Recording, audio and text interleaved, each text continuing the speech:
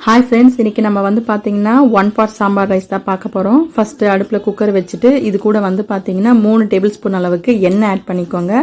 கொஞ்சமாக ஜீரகம் சேர்த்துக்கோங்க. ஜீரகம் வந்து நல்லா பொரிஞ்சிட்டே வரும்போது கொஞ்சமாக கடுகு சேர்த்துக்கலாம் நம்ம. ஸோ இதுவுமே வந்து நல்லா பொரிஞ்சிட்டே வரும்போது நம்ம அடுத்த திங்ஸ்லாம் சேர்த்துக்கலாங்க. இது கூட வந்து பார்த்திங்கன்னா சின்ன வெங்காயமும் பெரிய வெங்காயமாக நான் எடுத்திருக்கேங்க. அப்புறம் கறிவேப்பிலை 2 பச்சை மிளகாய் எடுத்திருக்கேங்க நான். அதுக்கப்புறமா வந்துட்டு மீடியம் சைஸ் அளவு தக்காளி எடுத்திருக்கேன். வெங்காயம் வந்து பார்த்தீங்கன்னா ஒரு மீடியம் சைஸ் அளவு வெங்காயம் எடுத்திருக்கேன்.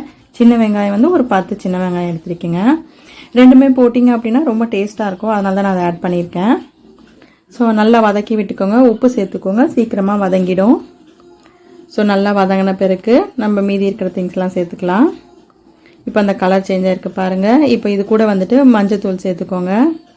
இது காலையில் நேரத்தில் வந்து ரொம்ப ஈஸியாக செஞ்சு முடிச்சிடலாங்க. நீங்கள் லஞ்ச் பாக்ஸ்க்கெலாம் வந்து இதை கட்டி அனுப்பலாம். இது கூட வந்து பார்த்தீங்கன்னா நான் கேரட் 1 எடுத்திருக்கேங்க. அப்புறம் சவுச்சவ், அதாவது வந்துட்டு பெங்களூர் கத்திரிக்காய் 1 எடுத்திருக்கேன், சின்ன சைஸ் அளவு. கத்திரிக்காய் வந்து பார்த்தீங்கன்னா ஒரு 3 கத்திரிக்காய் எடுத்திருக்கேன். முருங்கைக்காய் வந்துட்டு ஒரே ஒரு முருங்கைக்காய் எடுத்திருக்கேன். அதேமாதிரி முள்ளங்கி வந்து ஒரே ஒரு முள்ளங்கி எடுத்திருக்கேங்க. ஸோ இது எல்லாத்தையுமே வந்து நல்லா வதக்கி விட்டுக்கோங்க. இப்போ நல்லா வந்து காய் வந்து நல்லா வதங்கிட்டே வருது பாருங்கள். அதை கொஞ்சம் நீங்கள் நசுக்கி பார்த்தீங்கன்னா உங்களுக்கே தெரியும். உங்களுக்கு வேணும் அப்படின்னா நீங்கள் உருளைக்கிழங்கு, பீன்ஸ் அதெல்லாம் கூட சேர்த்துக்கலாங்க. இப்போ வந்து நான் பார்த்தீங்கன்னா சாம்பார் தூள் சேர்க்குறேங்க. இது கூட வந்து பார்த்தீங்கன்னா நம்ம கொஞ்சம் மிளகாத்தூள் கூட சேர்த்துக்கலாங்க.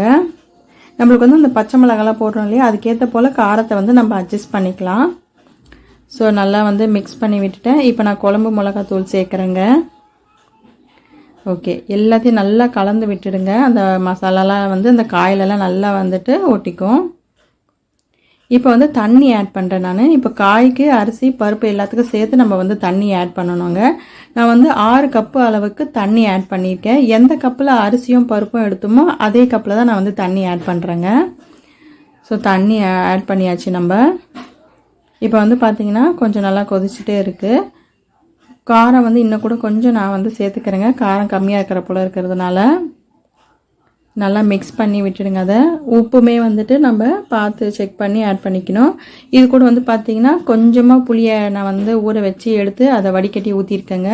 இது வந்து பார்த்திங்கன்னா 1/2 கப்பு அளவுக்கு பருப்பு சேர்த்துருக்கேங்க. அதாவது ஆரஞ்சு கலரில் இருக்கும் இல்லையா, அந்த பருப்பு தான் சேர்த்துருக்கேன் நான். இது வந்து பார்த்திங்கன்னா நல்லா கழுவிட்டு 1/2 அன் ஹவர் ஊற வச்சிடலாம். அப்போ தான் நல்லா நைஸாக வேகும். ஓகே, இப்போ நெக்ஸ்ட்டு வந்து பார்த்திங்கன்னா ரைஸுமே வந்து அப்படி தாங்க நல்லா வந்து கழுவிட்டு 1/2 மணி நேரம் நான் ஊற வச்சு எடுத்துருக்கேங்க. அது வந்து பார்த்திங்கன்னா சாப்பாட்டு புழுங்கல் அரிசிங்க அது. இங்கே பாருங்கள், நல்லா வந்து 1/2 மணி நேரம் ஊற வச்சுட்டோன்னா சாஃப்டாக இருக்கும். அதுக்கு தான் தண்ணி வடிச்சிட்டு நல்லா ஆட் பண்ணிவிடுங்க. எல்லாம் ஒன்றா சேர்த்து இந்த மாதிரி நம்ம வேக வச்சு எடுத்துடணும். ஸோ இப்போ வந்து நம்ம அரிசியும் சேர்த்துட்டோங்க. இது கூட நல்லா வந்து நம்ம மிக்ஸ் பண்ணி விட்டுக்கலாம். ஸோ வந்து இந்த அரிசி பருப்பு எல்லா பக்கமும் வந்துட்டு நல்லா வெந்து சாஃப்டாக இருக்கும். ஓகே, இது கூட வந்துட்டு கொஞ்சமாக நான் கொத்தமல்லி சேர்க்குறேங்க. வாசனைக்காக ரொம்ப நல்லாயிருக்கும். நெய் வந்து பார்த்திங்கன்னா ஒரு டேபிள் ஸ்பூன் அளவுக்கு நெய் வந்து இப்போவே ஆட் பண்ணிடுங்க. ரொம்ப ருசியாக இருக்குங்க. ஓகே, இப்போ நல்லா மிக்ஸ் பண்ணி விட்டாச்சு நம்ம. இப்போ வந்து நம்ம என்ன பண்ணோம் அப்படின்னா மூடி வச்சுட்டு அடுப்பை வந்து மீடியமில் வச்சு ஒரு 4 விசில் வந்து வந்த பிறகு, ப்ரெஷர் போன பிறகு நம்ம வந்து திறந்து பார்க்கணுங்க. ஸோ நல்லா சாஃப்டாக வெந்திருக்கும். உங்களுக்கு நான் காட்டுறேன் பாருங்கள்.